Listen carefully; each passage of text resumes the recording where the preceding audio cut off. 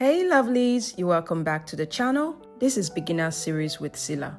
If you've been following this series, you remember that in my previous video, I showed you how to draft the basic bodice block, talking about the dress block. And after drafting the pattern, I made a calico sample so I can check the fit. And after a few small adjustments, I arrived at this master pattern. So this master pattern fits perfectly. It does not need any more adjustment. And this is what I'll be using to create different designs on this channel. In today's video, I'll show you how to use this pattern to cut and sew a simple dress with lining. Let's get started. So I've already added all my sewing allowance all around the pattern. Another thing I did to the master pattern is to use my push pin to punch holes through every dart point on the pattern. So this will help me easily transfer my dart to fabric.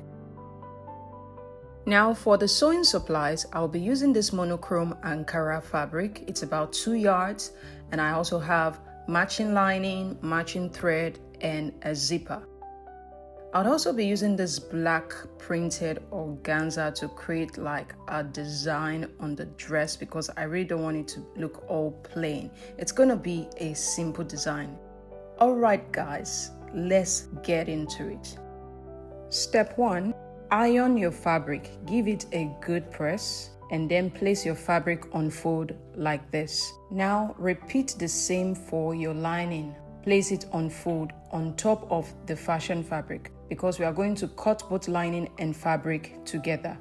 Now bring in your front pattern and gently place it onto your fabric. The center front should lay along the folded edge of your fabric because we need to cut the front pattern on fold. Once that is done, you can place weights or use pins to hold the pattern and the fabric together so it doesn't move, and then go ahead and cut out your pattern. Next, transfer your dart onto your lining. Okay, so I'm going to use my pen and pierce through those holes on the dart's point so as to transfer the dart onto my lining alone. By the way, this is the right side of the lining I'm transferring the dart to. So once this is done, I'll go in with my ruler and then draw out the dart with my pen. Although you can use a pencil to transfer the dart mark onto your lining, I would advise you use a tailor's chalk to draw out your darts. So everything we have done on the front pattern, you have to repeat the same process on the back pattern. Next, place tiny notch at the side waist point of both the lining and the fabric, and also at the side hip point. So this will help with proper alignment when joining both the front and the back pieces together.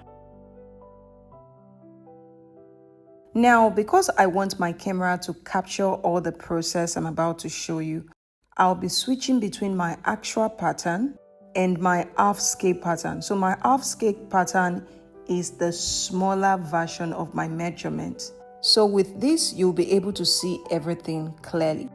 Now, so we are clear. The white fabric is the lining, while the black fabric is the fashion fabric. Now, the next step is to finish the front neckline. And I'll be showing you a simple technique that gives you this clean, beautiful, and professionally finished neckline. First, place your lining and fashion fabric together with the right sides facing each other. Next, make a small notch at the center front neckline on both the lining and the fashion fabric. This notch will help you align both pieces accurately. Once this is done, match the center front notches and place the two pieces together, right sides facing each other, and pin them in place. Now, here is the key step that makes this technique work. Instead of joining the lining and the fashion fabric edge to edge, gently move the lining above the fashion fabric by about 1/8 of an inch, then pin it in place. As you pin around the neckline, make sure the center front notches remain aligned. After pinning, your neckline should look something like this. Now, go ahead and sew it with 1/4 of an inch seam allowance. Next, trim down the seam allowance to reduce bulk and then make tiny notches all around the curved neckline. This step is very important because it helps the seam allowance spread out and relax when the neckline is turned right side out. Now, turn the garment to the right side. Match the shoulder seam of the lining and the fashion fabric, making sure they align perfectly, and pin them together. Repeat the same process on the other shoulder. Then move to the armhole area, match the underarm points of the lining and the fashion fabric and pin them in place. Once everything is aligned, gently arrange the lining and the fashion fabric around the neckline, and then add few pins around the neckline to keep everything smooth and secure. Now take this to your ironing table and give it a good press. And here you have it, guys, a clean, flat, neat and professionally finished neckline. Now that we are done with the front neckline, go ahead and repeat the entire process for the back neckline. Moving on to the next step, I will be showing you how to seal up the raw edge of your seam allowance, especially if you do not have an overlocker. For this technique, you need your side seam allowance to be 1¼ inches. So 1/4 inch is to seal up the raw edge of your seam allowance, while the remaining 1 inch is to join both the front and the back together. Your zipper allowance should be 1¼ inches. Now for your hem allowance, all you need for this technique is just 1/4 inch, okay? Now, the first step is to join the lining and the fashion fabric together on the neckline. Once that is done, give it a good press and then turn it to the right side. Now, when you turn it to the right side, you also want to give it a good press. You want the fabric and the lining to align perfectly. After ironing, if there is any excess around the perimeter of your fabric, make sure you trim it off. So lining and fashion fabric must be equal. Once that is done, turn it again to the wrong side. This time, we'll be joining both pieces together on the hem line. So, just like the technique we use on the neckline, you want to repeat the same technique on the hem line. All you need to do is to push the lining piece above the fashion fabric with about 1/8 inch and then sew with 1/4 inch. Now, turn it to the right side and then give it a good press. Remember, after pressing, your lining and fashion fabric must align. They must be equal. And this is how my hem looks like. You can see how neatly finished it looks. Moving on, turn the garment to the wrong side again. This time, we're going to be sealing up the center back and the side seam. Once the lining and the fashion fabric is properly aligned, start pinning from the underarm point and then go to the neckline at center back and fold the seam allowance toward the lining and pin it down. Now pin the rest part of the side seam. I would advise you first of all start from the underarm point, then go to the hem and pin before you pin the rest part of the side seam. Now when it comes to the hem, you want to fold that seam allowance toward the lining and then pin it in place.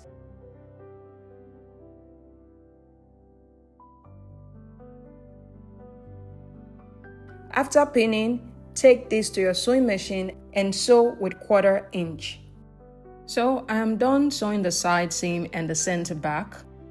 At this point, we're going to turn it to the right side. So just slip your end through the armhole and turn it to the right side.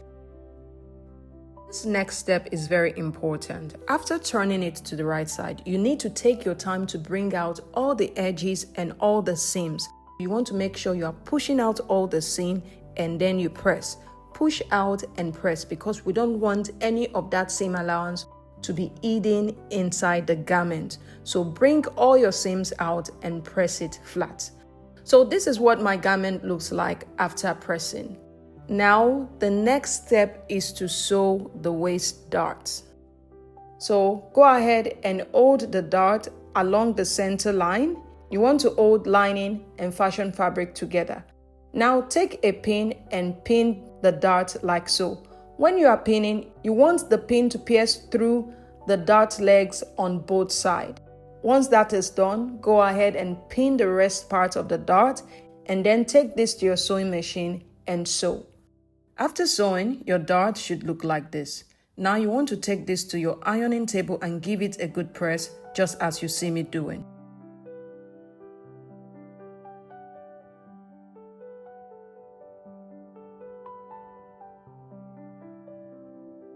When pressing the dart, you want to press the waist dart of the back bodice to face the center back, while the waist dart of the front bodice should be pressed facing the center front.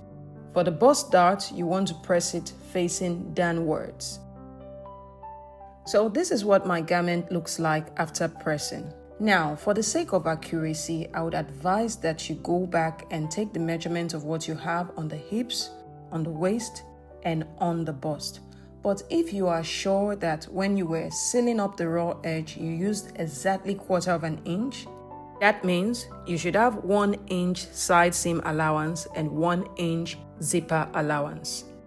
So for me, I have 1 inch seam allowance and 1 inch zipper allowance. Now I'll go ahead and start marking my seam allowance all the way from the top to the bottom, and then do the same for the zipper allowance. Once this is done, you want to repeat the entire process for the other back piece and also for the front piece, and then we move on to the next step. Now we're going to join both back pieces together. With right side facing right side, you want to pin both pieces in place and then take this to your sewing machine and sew with a basting stitch all the way from the top to the bottom. After sewing, open up the seam like so and give it a good press. Once that is done, go ahead and loosen that basting stitch all the way from the top to somewhere close to the hips. Next, I'm going to go in with my zipper and measure from the top to the point where I want the zipper to stop. Next, I'm also going to mark the point where I want my slit to stop. Now, I'm going to sew from this point to this point with a tight stitch. And once that is done, I'll go ahead and fix my zipper to the center back. The next step is to join the front and the back together at the shoulder seam.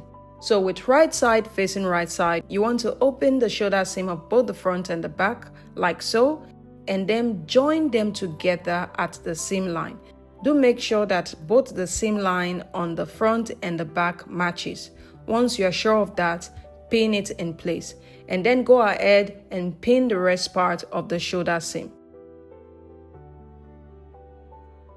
Now take this to your sewing machine and sew with 1/2 an inch. Once you are done with this shoulder seam, repeat the same process for the other shoulder seam. After sewing, you should have something like this. Next, we'll be joining the front and the back piece together at the side seam. So with right side facing right side, you want to join the back and the front together. First, you want to pin both pieces together all the way from the armhole to the hem. Repeat it for the other side, and then take this to your sewing machine and sew. After sewing, give it a good press and turn it to the right side and also give it a good press. To extend the length of the dress, I'll be using this organza fabric. The first step is to fold the organza in half to create a double layer. Next, I went ahead to seal up both ends of the organza just to finish the raw edge. Once that is done, I'll go ahead and carefully pin the organza to the hem of the dress. Do note that the width of the organza is exactly the same as the width of the dress. So after pinning, I'll go ahead and take this to my sewing machine and join the pieces together. Next, I'm going to be cutting out my sleeves. So I'm going to place my fabric on fold like so. So this is going to give me 4 pieces of sleeve, 2 as the lining piece, while the other 2 as the fashion fabric. By the way, guys, I've already done a detailed tutorial on how to draft, cut, and sew the sleeves. So be sure to check out my sleeve tutorial. The last step for this dress is to finish the slit. So I'll be using hemming gum to do that. All you just need to do is to place the hemming gum right in between the fold of the slit and give it a good press until the gum melts into the dress, and that's it for the dress. So now I'll go put this on and come back to show you what it looks like. And here you have it, guys. I hope you found this video helpful. If you did, remember to leave a comment for me, like this video, and subscribe to the channel if you haven't yet subscribed. And also click on the notification bell so you do not miss out on my next video. Thank you so much for watching. I will see you on my next one. Till then, keep creating and have a lovely day. Bye!